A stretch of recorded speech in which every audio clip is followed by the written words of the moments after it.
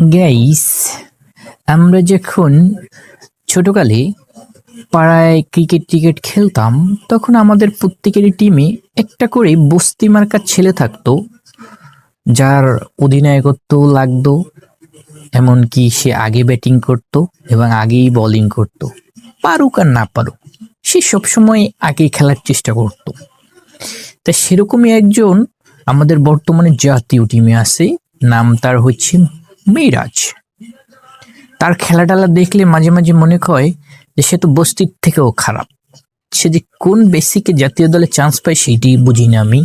হয়তো কোটায় চান্স পায়, অলরাউন্ডার কোঠায়, সাকিব নাই তো তার জন্য অলরাউন্ডার কোঠায় চান্স পায়।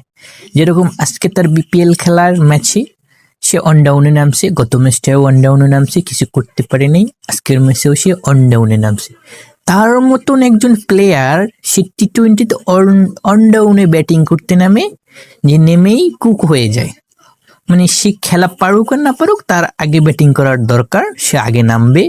পারভেজ ইমনেরও আগে চলে আসে, মানে সে নিজেকে বুঝাইতেছে বিশ্ব সেরা একজন অলরাউন্ডার ক্রিকেটার, সে খুব ভালো ব্যাটিং করতে পারে, এবিডি ভিলিয়ার্সের দাদা সে। ঠিক আছে, এইসব প্লেয়ারদেরকে মনে করে যে এদেরকে রশির সাথে বেঁধে পদ্মা সেতুর উপর থেকে ফেলাই দিতে হয়, তাহলে যে এসব প্লেয়ারগুলো ঠিক হয়ে যায়। সে তো ঠিক মতন এই দলে চান্স পাওয়ারই কথা না। আমাদের বিপিএল এর যে মান, সেই অনুযায়ী সে চান্স পায় টিমে, নইলে এই বিপিএল এ চান্স পাওয়ারই কথা ছিল না। আগের যদি টিমগুলো যদি থাকতো, কোন বেসিকে যে চান্স পায় এই বস্তির ছেলেপেলে বুঝি না।